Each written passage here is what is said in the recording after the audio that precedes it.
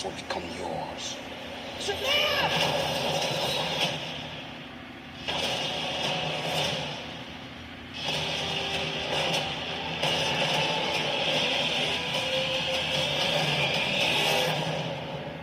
I'd like to purchase some of your finest beer, please.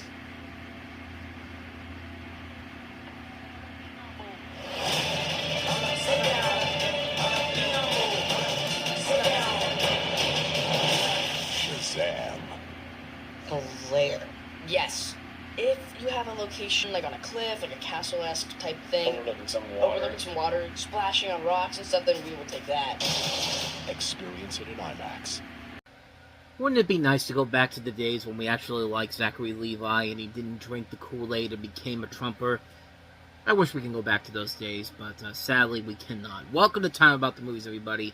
Today we are taking a look at the 4 films that make up April 5th, 2019, as we begin a brand new month that will begin with a superhero movie and will end with a superhero movie. The ending is going to be much bigger than this movie, but this still is a great superhero movie.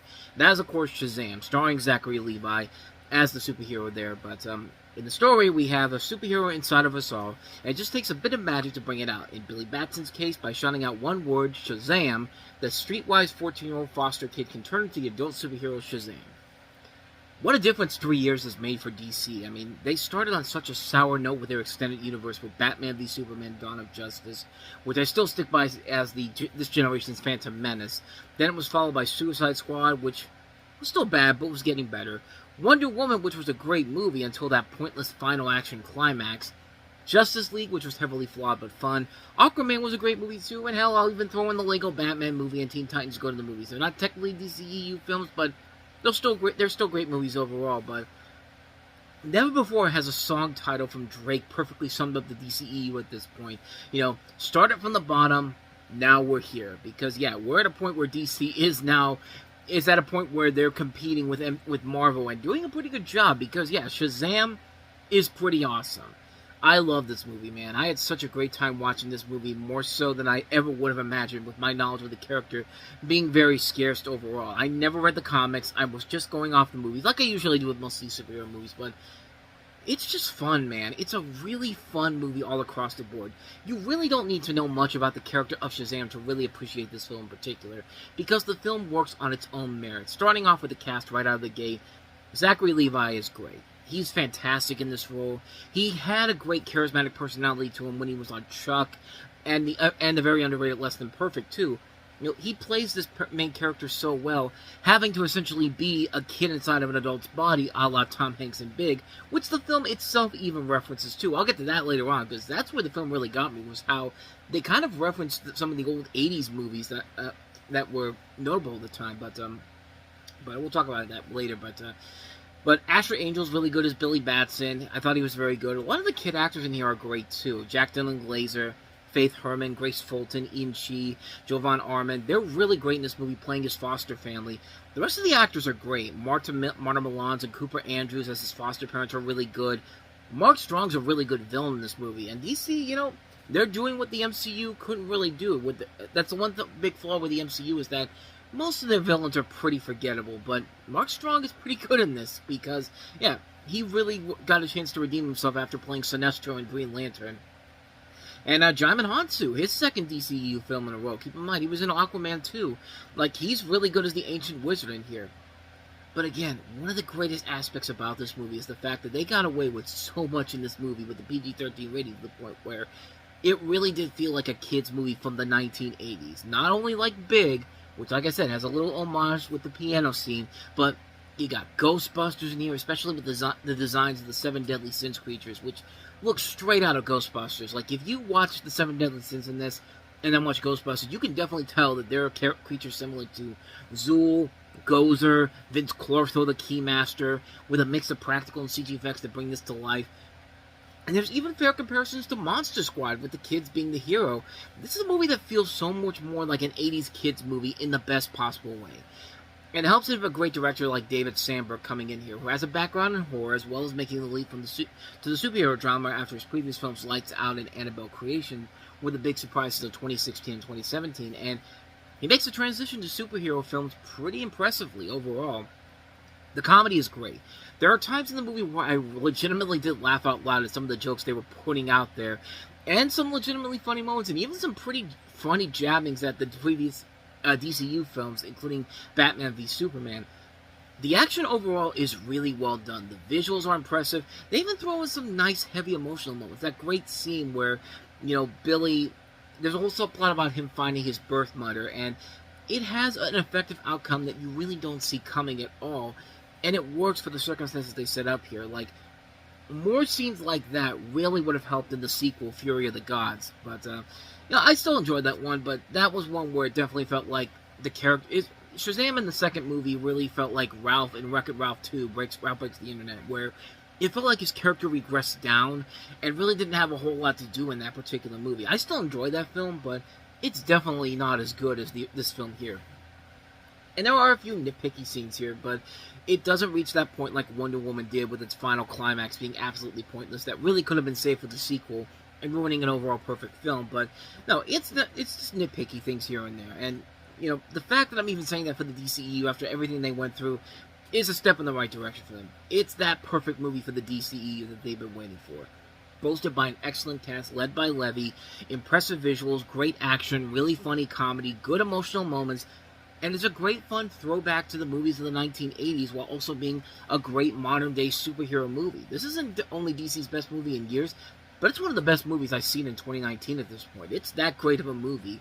And, I highly recommend it. It's a truly fantastic film, and, part of a really good year for DC that'll end in October with a movie featuring an Oscar-winning performance by Joaquin Phoenix. But, again, we'll get to that a little bit later. But, there you go. That's my thoughts on Shazam. So let's go ahead and move on to our next movie that we have here, which is Pet Sematary. LA discovered a charming little landmark in the woods today. The Pet Cemetery. It's not some campfire story. Those woods belong to something else. Something.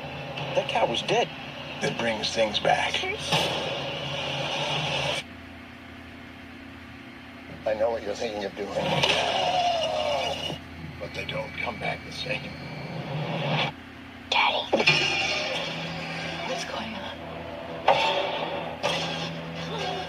Hug your daughter. Your child is not the only thing that will come back. The barrier is broken. Sometimes dead is better.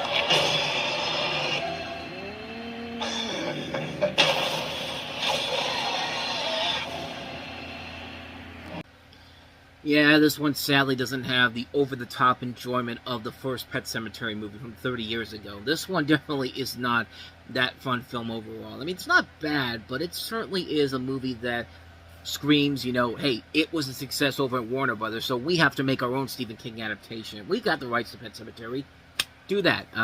Let's get these two random directors who we don't really know too much about in particular. Kevin Koch and Dennis Weidmeyer, who... The last thing they directed was a film called Starry Eyes, which I never even heard of, so probably their first mistake overall with this film. But in the movie, you have, based off of the Stephen King novel, it's basically the same plot as the original film. We have the Creed family, now led by Jason Clarke, who discover a mysterious graveyard in the woods behind their new home capable of resurrecting the dead. Of course, when their daughter dies, of course, they take her to the Pet Cemetery and she comes back to life. But as John Lithgow says in this, sometimes dead is better. And yeah, sometimes dead is definitely better. Like, this film probably should have been dead because it's really not that great of a movie. I mean, it's like I said, it takes itself way too seriously for its own good. It at least it took itself seriously, but knew how silly and cheesy and corny it can be and still be entertaining. This just feels like a studio just trying to rip off that success and try to make it with this film in particular, which it was a success overall. It was not a heavily budget movie. It only cost $20 million, and it made 5 times that, almost 6 times that, honestly. So yeah, it made its money back overall. We got a prequel, and it went straight to Paramount Plus, which should tell you how good that movie was. But yeah, overall, it's fine, I guess, but it pales in comparison to the original Pet Sematary. I mean, the original one was trying and succeeded in some levels in both being over-the-top silly and also a little bit terrifying. Yeah, there are scenes in that movie that still are effective. Here, there's really not much of that overall. It's just a typical generic remake in particular. Not one of the worst ones, but definitely one of those ones that you'll forget about it almost after you see it overall. So, yeah, not much more to say about that one. Pet Sematary, definitely not as good as it could have been. So, with that said, let's go ahead and move on to our next movie, and that is Kevin Costner and Taraji P. Henson starring in The Best of Enemies. Where are we gonna go to school now? I'm gonna find you somewhere real nice. Folks want blacks to stay in their home school. I'm gonna get in your way.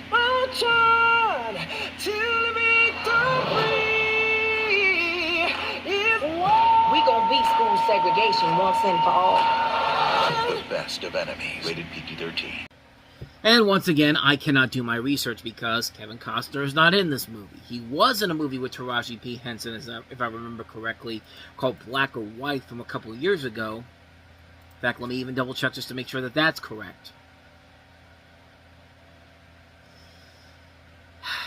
I'm an idiot. I have no idea what I'm talking about. What movie was Kevin Costner in? If it wasn't Taraji P. Henson, what movie was he in? Because he was in a movie called Black and White. Let me see. Black or White. Octavia Spencer. God damn it. I am horrible at this, people. You'd think I would know this stuff, but over 4 years into this, but I know nothing. I know nothing whatsoever. So, let's start over. Sam Rockwell. Let's talk about him. He's got the Academy Award, too. So, Sam Rockwell is actually the person who stars with Taraji P. Henson in this movie, based off the book, The Best of Enemies, Race and Redemption, and focuses on the rivalry between Ann Atwater, played by Henson, and Ku Klux Klan leader C.P. Ellis, played by Sam Rockwell. Because, of course, he is. Why wouldn't he be playing that? You also have a cast that includes Wes Bentley, Bruce McGill, Anne Heche, Nick Searcy, and John Gallagher Jr., and ordinarily, I would apologize deeply for basically not giving you the right people here, and I do apologize for that because, yeah, over 24 hours later, I should have done my research on this, but I really thought it was Kevin Costner in this movie, but no, it was somebody else completely. But yeah, other than that, though, this is not even so. This really isn't a movie to really get that upset about, in my opinion, because it's been there. We've seen this movie done before. Hell, Black or White was literally the same movie that is with Kevin Costner and Octavia Spencer. It was literally the same concept, except this time, we're going to do the same thing here, except it's going to be between a civil rights activist and a Ku Klux Klan leader. Okay, can you make a good movie out of it? Not with the writing and direction of the director Robin Bassell, this was his directorial debut, and he has not made anything since then, so that should probably tell you everything to know about what he does. But yeah, this is about as much of an STX movie as you can get. Bland, forgettable, not terrible, but certainly completely one that you're going to forget about almost immediately. So, yeah, I've steered you the wrong way long enough here. So let's end this on a much more positive note here. Let's take a look at our last movie, a movie that you probably never even heard of, but it's an important movie for the progression of Robert Pattinson's career, and that is High Life. Even though moving forwards, getting further from what's getting nearer. There's nothing to fear. Everything's gonna be fine. Are you serious? You realize nothing is ever gonna go inside us? Break the laws of nature. And pay for it.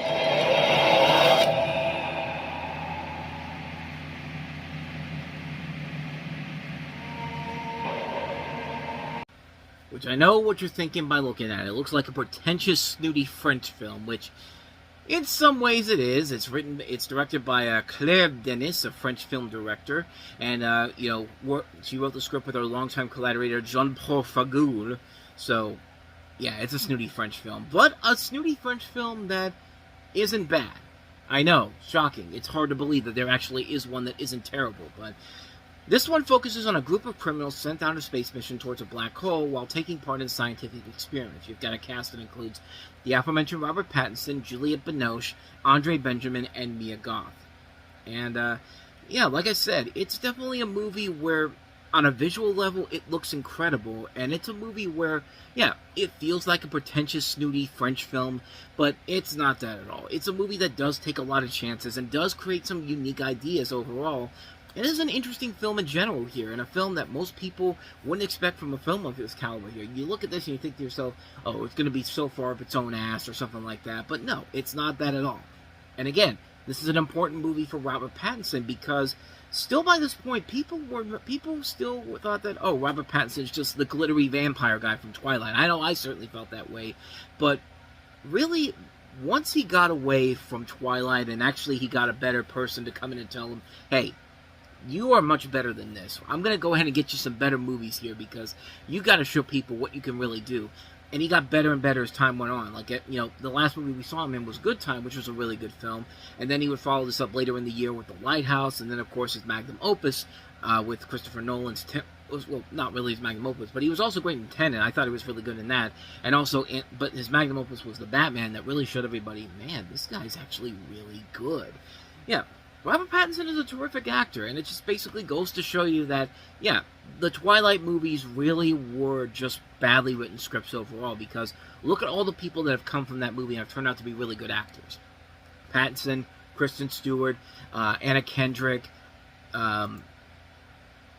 some other people too. Certainly not Taylor Lautner. Taylor Lautner has just been progressively terrible ever since then, and it shows you by the fact that he keeps starring in terrible Adam Sandler movies instead of, you know, doing what his co-stars were doing and actually advancing their careers in general here. But yeah, I'm sure there's others here too. I would say Bryce Dallas Howard, but then again, Bryce Dallas Howard was already an established actress before she came in there. But yeah, overall, most of the Twilight leads in this have gone on to become legitimately good actors, and Robert Pattinson is definitely one of those examples of a guy that really has become one of those definitive actors of our generation. I mean, look at what he's done this year with The Odyssey now out, and he's going to be starring as Chris Hansen in Primetime, which looks really cool. Looks like he's going to give a great performance in that movie that could lead into some Oscar consideration overall.